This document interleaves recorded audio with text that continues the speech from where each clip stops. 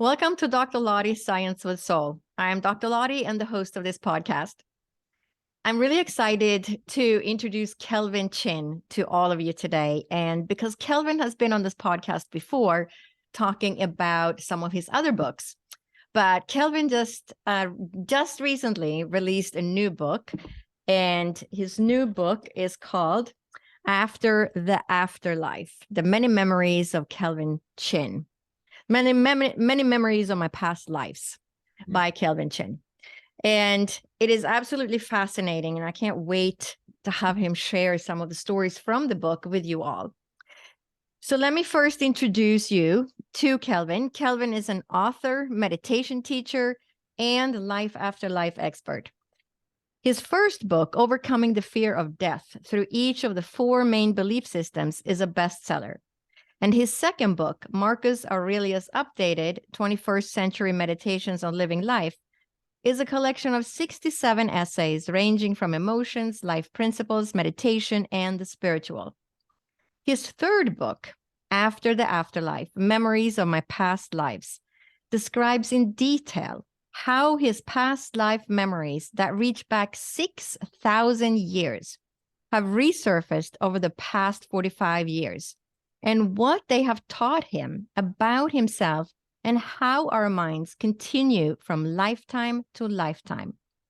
Kelvin is executive director and founder of the Turning Within, is a meditation and overcoming the fear of death foundations, and is an internationally recognized meditation teacher featured in Business Insider, Newsweek, Kaiser Health News, and has taught meditation at West Point and in the U.S. Army, including on DMZ in Korea.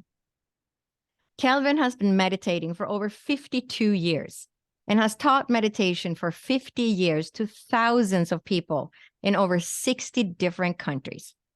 He is a graduate of Dartmouth, Yale, and Boston College Law, and has lived in 7 different countries. So welcome, Kelvin. It's such an honor to have you back on the podcast. Great to see you again, Dr. Lottie. So when did all this start? When did you first start remembering your past lives? The first thing that happened after I'd been meditating about 7 years is I had a really bad dream. So I didn't even know it was a past life, anything to do with past life. I just had a really intense bad dream. And of course, you know, I'd had bad dreams before as a kid, growing up, whatever. I mean, everybody has bad dreams every once in a while. But this was such an intense nightmare emotionally for me, and it felt very personal to me. I don't know, it really left a very, very deep impression in me. That's the first thing that happened that I later, 6 to 8 months later, realized that it had to do with some past life thing, but it was just a nightmare, a really bad nightmare. But then about 6 to 8 months later, I was at a meditation retreat for 2 months where you meditate every day, all day, you know. It was one of these things that I used to do. I don't do them anymore, but I used to do these things back in my 20s. And I was out for a walk after lunch with my buddy, George Hammond. And I mentioned to him that I had had this dream. And I just started telling, I basically told him I had a bad dream. That's essentially what I'd said. That's as far as the details I got into it. And he just unfolded the whole dream to me. And I said, what? How did you know that? He knew what I was wearing, what I was feeling emotionally, and what I looked like and everything, which all I had seen, I'd remembered from my dream. And I said, how'd you know that? He said, well, I found you 2,000 years ago. I'm the one who found you that morning lying in the ditch along the side of the road. So that was the first thing that went, what?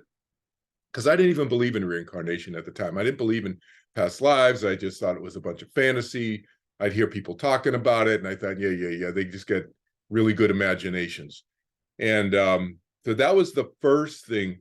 And then within about 6 to 8 months, within a year or so, I started having memories of being a slave. And then that was like maybe 2 or 3 months later. And then within a year, I had this unusual knowingness that I had been a king of Prussia.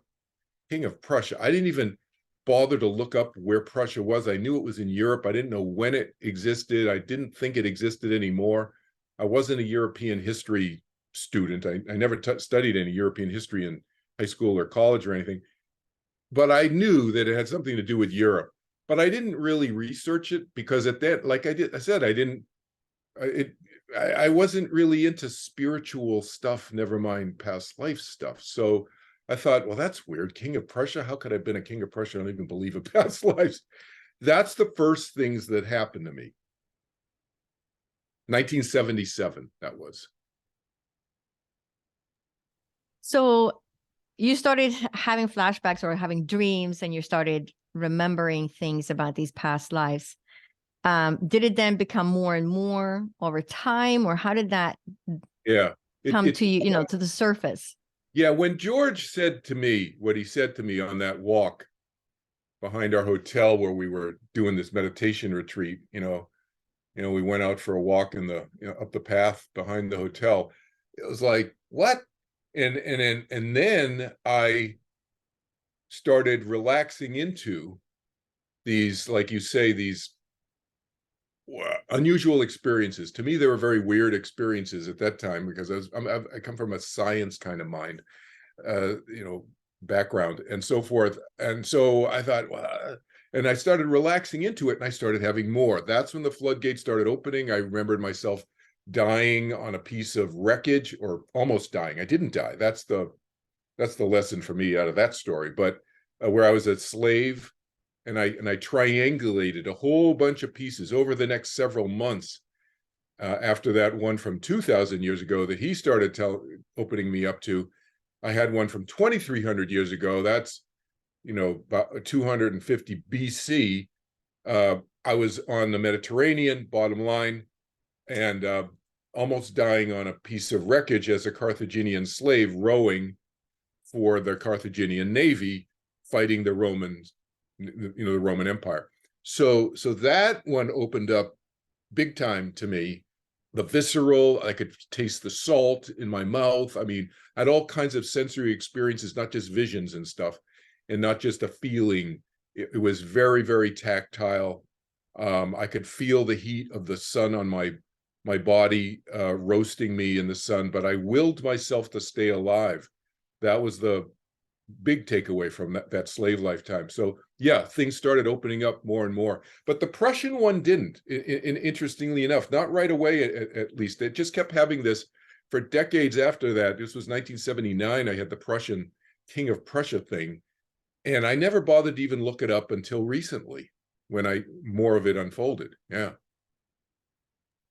So in your book, you talk about William Baldrige and Charlie Lutz. And that story and the letter. Can you tell us about that?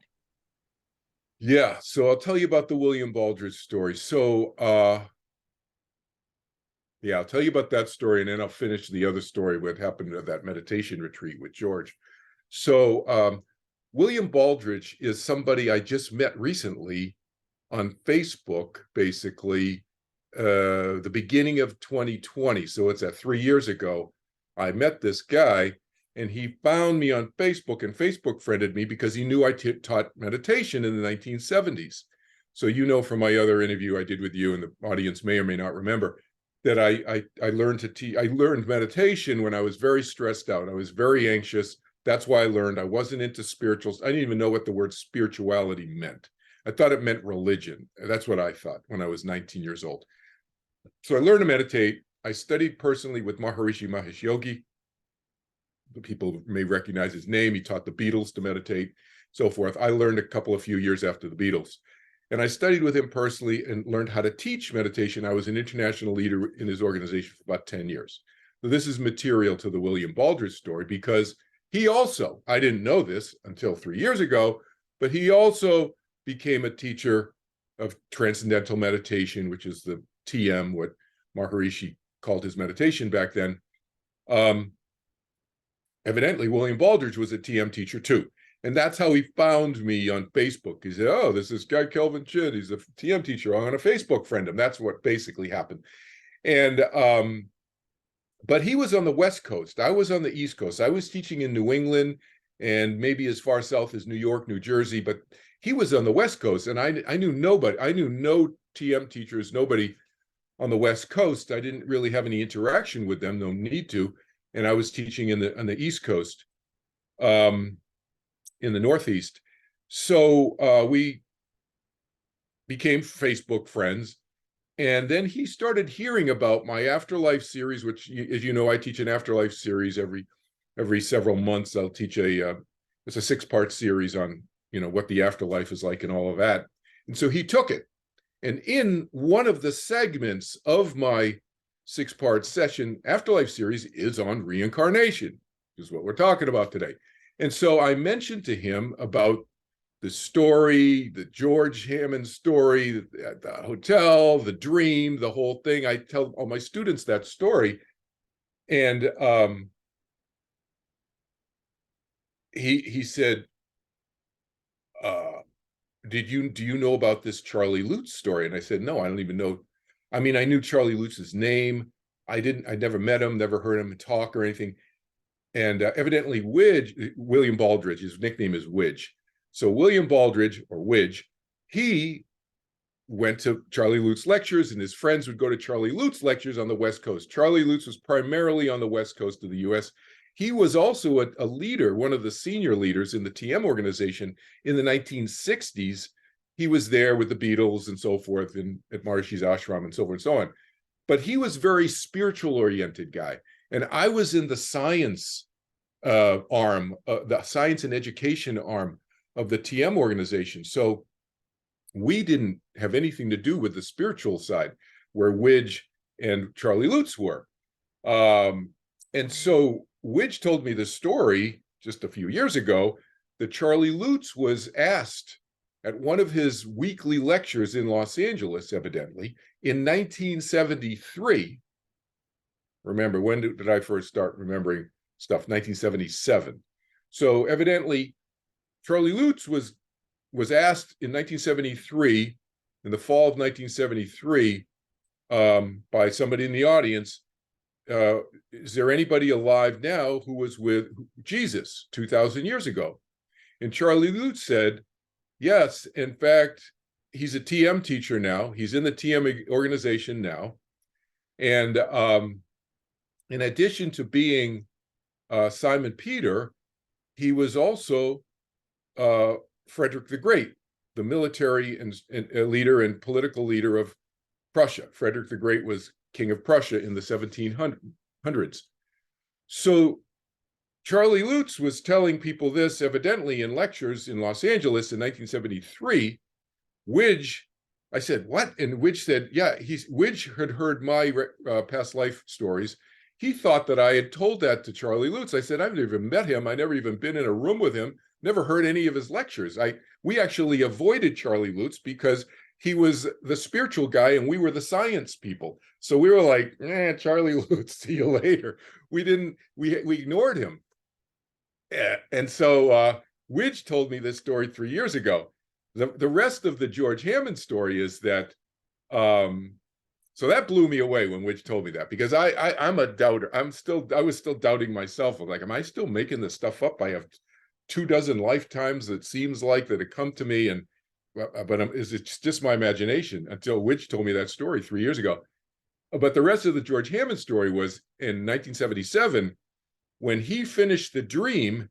He said, you know how we've been doing these group meditations in the hotel every day, twice a day, 75 of us in the hotel doing group meditations. And we would sit on these 4-inch pieces of foam on the floor and do these energy exercises where energy is running through the body, kind of what people refer to as Kundalini kind of energy exercises. We didn't call it that, but that's what it was. And a lot of people were wiggling around, getting these energy rushes, and some people were hopping like frogs and stuff. And I flipped over on my back involuntarily at one point during one of these group meditations. And every time for the rest of the 2 months, I felt like I was being crucified upside down. The emotion, the physical pain, everything, I was kind of reliving the experience. And George said, you know how you've been saying for the last several weeks you've been crucified upside down. Well, you don't know, you know who you are? I said, no.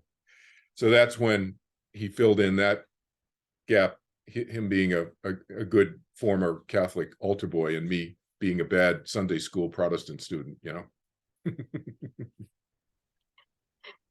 So, and I know that you have had so many different lives. You're talking about Frederick the Great. What is your strongest memory from being Frederick the Great? Yeah. And can you share any of that? The strongest memory I have of Frederick the Great tend to be emotional ones and relationship ones. They tend not to be the ones that Frederick the Great is known for in terms of a great military strategist and all this stuff, a battlefield general and so forth. The strongest memory that I have is being with my current daughter, who is my older sister, in that lifetime. She was three and a half years or something like that older than I was. And she died when she was 49. I died, I think I was 74 years old, something like that. So she died way before I did. We were very close. I had a number of sisters and a younger brother, I think, but she and I were very close. That's the strongest memory I have of that lifetime, is my emotional relation with my older sister. Wilhelmine was her name. And then I have strong memories of, and I tell a story in there, and I don't remember the exact, and I tell people when I'm remembering exactly stuff in my book, and where stuff is more based on a feeling, and where stuff is a memory that I've had. Like, this is one of the ones where I have a memory of having really strong personal relationships with my troops, some of my troops.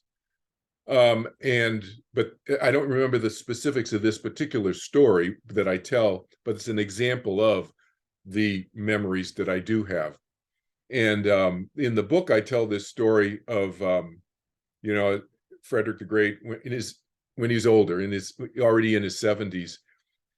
So all the battlefield stuff has way ramped down, and I was basically running the country in a more peaceful way, because Prussia had become such a strong country in Europe by then. It was the major power in Europe in the mid 1700s. And so I was out for a relaxing ride in my carriage, and I was riding by a field, and in the field was somebody I recognized, and he was elderly, even older than I was. He was probably in his late 70s, maybe early 80s, and he was tending to his garden. And I stopped the carriage. I told my coachman, I said, stop the carriage. And I got out and I went to him and I said, is that you? And he looked at me and he said, Fritz. They used to call me Fritz. He probably said Your Honor or something honorific too, but I was his commanding officer when he was one of my senior officers, one of my generals, and he was obviously retired, and his wife came out, and we just broke bread, as they say. She brought out some food, and we sat in the garden there, and we just reminisced old times. Do you have any past life that you're more fond of, or that brings more fun memories to you? The fond memories. I would say that Sitting Bull, probably, even though as horrific as the end of my life was, before the U.S. government started killing off bison in order to starve us to death. I had a wonderful life as a native in the 1800s. So I'd say probably for the first 20, 30 years of that lifetime, it was a beautiful life. We were very close to nature, as they say, and very much in tune. And I think that's one of the lifetimes I have the fondest memories of. And then before I went to the Crusades, as my in my lifetime from 1,000 years ago, I think growing up, before I got into all the battlefield stuff, I think those memories I have very fond memories of that lifetime too, studying the classics, studying Greek philosophy, as I did in the 1100s. Yeah, ancient Greek philosophy and Roman philosophy, and etc. Yeah. You talked about how your daughter in this life was your older sister in a past life when you were, was that when you were Frederick the Great? Yes. Yeah. Do you find that we keep coming back as big soul families, people that you have known in past lives are also now in your current life? Many of them are, I think. Yeah, I know who some of them are. Yeah, I know some of my friends. I knew who some of them were. Some of them know who they were, and we've compared notes and kind of corroborated and confirmed our memories, so forth. Um, I don't say it to anybody. I don't say it to everybody I remember unless they're open to it. I don't just kind of blurt it out to people. I don't want to freak people out. But yeah, the short answer is yes. Yeah. And I think we do tend to reconnect with people we tend to resonate with, friends. They're old friends. Mm-hmm. And you were telling the story how your daughter was your older sister. Now, there's also a section in the book that talks about how she knew that and Hmm. that you were both slip up Yeah, calling each other. yeah, Can you yeah, tell the yeah. story? Yeah, it was very interesting, very kind of odd, weird thing. So she was going to, I'm talking about 21st century lifetime now, as Kelvin Chin and my daughter Sam. Um, Samantha, she goes by Sam, but she was at San Francisco State University. She's a dance major and so forth. She's studying at San Francisco State. I was living in North Carolina, then Washington, D.C., and then Austin, Texas during those several years that she was there. One of my law firms kept moving me around. Anyway, so I would go visit her. I would go visit her regularly to see her perform in her dance performances. I never missed any of them. I went to every show. She had 2 or 3, 4 shows in a weekend. I went to all of them. So I would fly from wherever I was, and I caught all her shows. And on before going there, one time I I called her up, and I had just talked to somebody like you, or one of my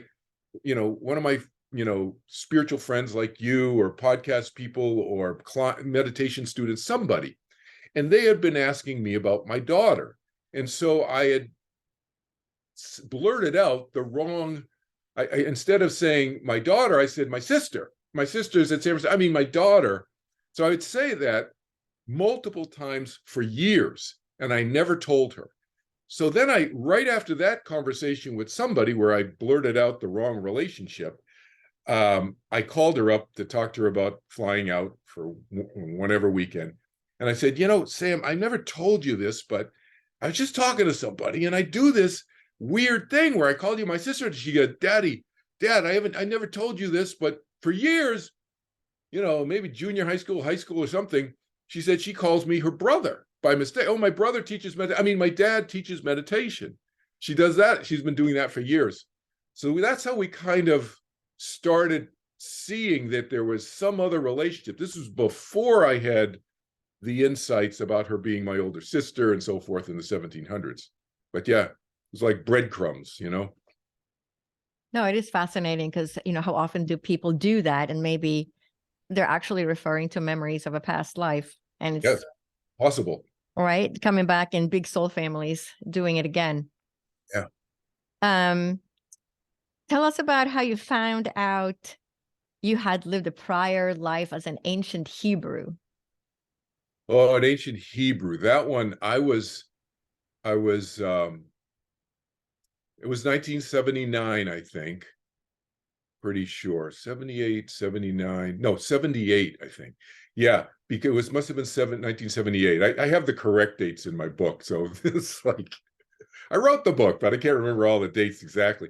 But yeah, it must have been 1978 because I was out at Maharishi's University in Fairfield, Iowa at the time, and I was only there for about 6 or 7 months. He had asked me to go organize and teach and train uh, Chinese Americans to take them to China to teach TM, to teach meditation. So that's what I was out there planning to do. Anyway, I was sitting there meditating in the group meditation with the other faculty members. I lived in the faculty, the faculty dorm or whatever they call it, the faculty building. And we had a group meditation twice a day, every day. And very similar, akin to what I was doing when I was on that meditation retreat. And I just started, so I'd already been, flipping over my back, and every once in a while I still did that in 1978, flipped over my back and was being crucified, but it was starting to calm down more. And that experience, even though the visions and the past life memories were still flooding even more, but the physical stuff started calming down. And then I was sitting there meditating, and I just started blurting stuff out in a language I didn't know. This is during a group meditation, so I was probably annoying some people too, who would could you be quiet, but I started blurting stuff out in this language I didn't know, and I was saying Yahweh, and I didn't know what Yahweh was or meant, or I didn't know it was a word. And this guy, I can still picture him, I can't remember his name, one of the faculty members came up to me, and he was Jewish.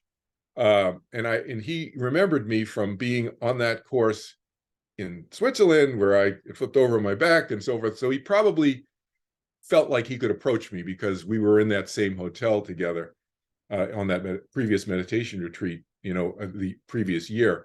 And he came up to me and said, "You know what you're saying? You know what you're talking? Do you know what language you're speaking during the meditation sometimes?" And I said, "No." He said, "You're speaking ancient Hebrew." He said, "And Yahweh is a word for God in ancient Hebrew." And I've since heard from other Jewish friends of mine that it's like a word that's not supposed to be spoken out loud or whatever. But anyway, there I was. Yeah, that's how that happened. And then you had several lives as a Buddhist monk in China, in Tibet, Yeah, Southeast Asia. right. Do you have any memories or anything you want to share from that? Yeah. Those memories. So the first one was the Tibetan Buddhist monk one, and I studied Tibetan Buddhism and so forth. And I don't say this in the book, but in my memory, I remember, this is kind of a joke. If people know me, it's kind of humorous. That's what I mean, humorous. That I was a serious student. I was a serious student of Tibetan Buddhism. As I became more and more, as I get, into more and more of my Buddhist lifetimes, it became less and less serious, I think. So, where I was very serious Tibetan Buddhist monk at the time, 1200s, something like this. And I don't remember who I was or which Buddhist monk I was. I think most of my past life memories are just of unknown people, just random people. But, and then I was a Chinese Buddhist monk, and I was more of a teaching monk.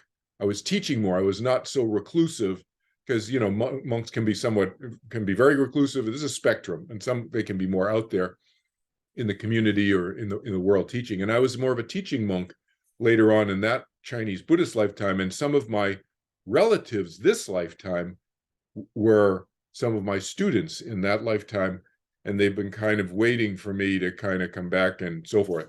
And then my Southeast Asian one, I think I kind of humorously, I'm saying this to the audience, I was in one of my less serious ones, where I just wanted quiet time. And so it was like a great opportunity to come into a biological body, because you can have lots of quiet time on the other side too, but I wanted to be in a biological body and just leave me alone. And so I went to a Buddhist monastery. I chose a Buddhist monastery where it's just like, I just do my thing. I had to come to meetings every once in a while, but not a lot. It was not real structured. And I got to be myself and be very introspective. Yeah. No, it's absolutely fascinating. Why do you think that you're having all these memories of the past lives in this particular life? Oh, that's a good question. I don't know.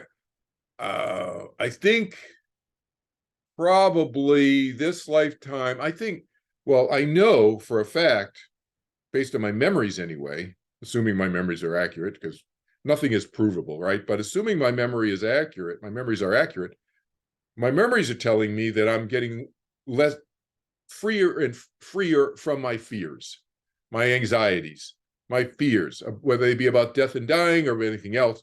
And I think those are the big bugaboos that kind of block our memories. And just think of just remembering stuff from this lifetime. I mean, I have relatives who don't remember stuff before they were 10 years old.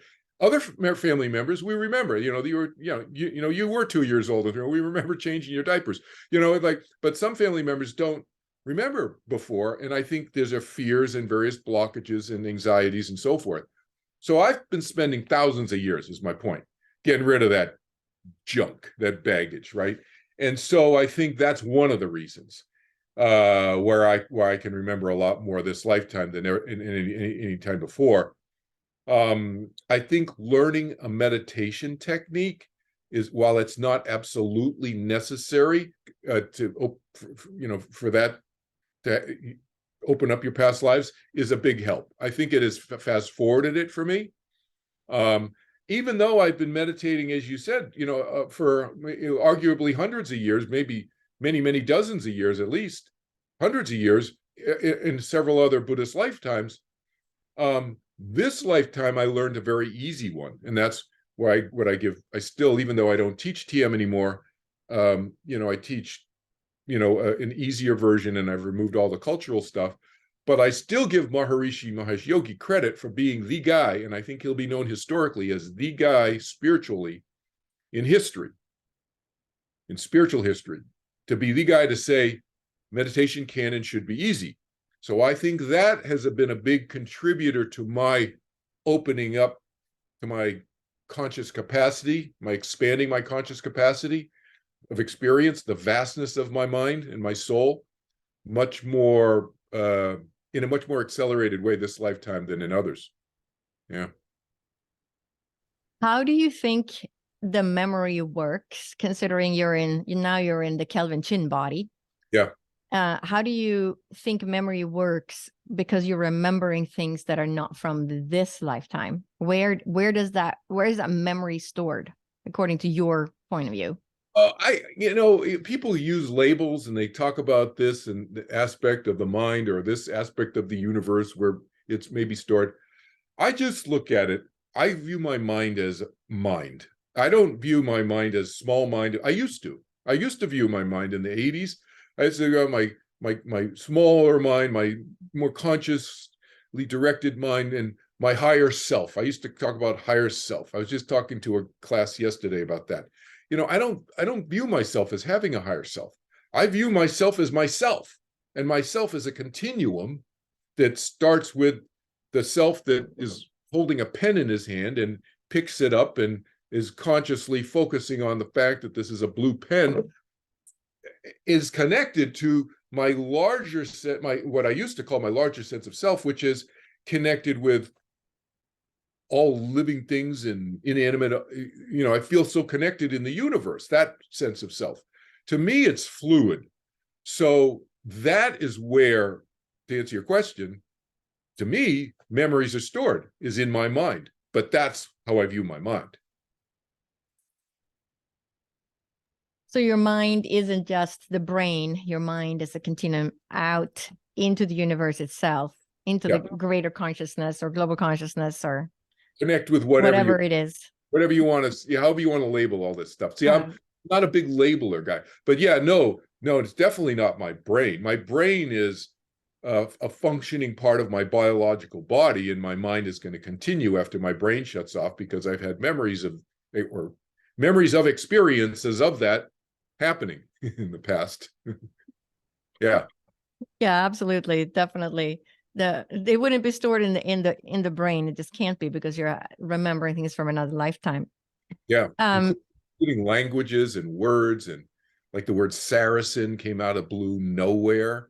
I didn't even know what it was, And my daughter told me after a meditation when we were lying down resting, it's like 2010, I think it was, and that I blurted this out, and I was going like this with a sword in the air, and I didn't even remember it. So she pointed out to me, she reminded me of this when I was writing the book. I said, oh, yeah, that's right. And she said, yeah, we looked up the word Saracens and found out it meant Muslims. I didn't know what it meant. The word Muslims is a new word, relatively. It's about 600 years old since or is it 400? 400 years old. From the 1600s to present is the term Muslims. That's what I found out when I looked it up. Before 1600s, they were called Saracens. Well, when I was in the Third Crusades fighting the Muslims, we called them Saracens, and that's why I was yelling out in my experience. Yeah. Wow, just fascinating. So how can people learn more about you? What is your website? The easiest website, I have 4 websites, but the easiest one to find is just my name, kelvinchin.org. That's probably the easiest one, kelvinchin.org. It's org because I do everything through my nonprofits. And in that way, you can access my book websites from there, and my Overcoming the Fear of Death website, my more spiritual website. They're all accessible through that one website, kelvinchin.org. That's probably the easiest thing. And then they can, find me on my YouTube channel, which is called Kelvin Chin Turning Within. They can subscribe to my YouTube's there, videos. Great. And where can people find your book? Yeah, the book is on Amazon right now. It's there's obviously the paperback version, and there's an ebook version also. And when I come back from my book tour traveling in June, I'm going to be doing an audiobook at a studio. I'll be narrating it in July. So sometime July, August or something, the audiobook will be out. But yeah, that's the easiest way to get the books. Go online. And my last question to you will be, for all the listeners that wish that they could remember a past life, what is your advice to them? My advice is, if you really want to remember them, meditation, as I said, is not every prerequisite, but it does, my experience is it has accelerated my recovery of my memories. But don't worry. That my main advice is, don't worry about remembering your past lives, because you don't need to remember them in order to fully develop. Look at your emotional patterns, and most people can remember their emotional patterns. If you're at all self-reflective, you can see what you really like and what you really don't like, and look at those emotional patterns. Those are connected to your past life memories, your past lives, probably, whether you have memories or not. And those are the ones that's going to inform you more about who you are today, because past lives to me are irrelevant. I happen to remember a lot of stuff, but it's just cocktail party talk. Otherwise, who cares who Kelvin Chin was? What is important to me as Kelvin Chin today is how they inform me more about who I am, the know thyself maxim. And they inform me more about who I am, what are my traits, how can I improve myself, and that helps me live more in the present, in a happier, more content, inner peaceful way. So that to me is really the takeaway from past lives anyway. Well, it's been a great pleasure to have you back on the podcast. And I will make sure to put the links in the podcast notes so that people can easily find you and find your book, find you on Facebook, Instagram, etc. Great. So thank you again for taking the time to be a guest today. Good to see you, Dr. Larry. Thank you.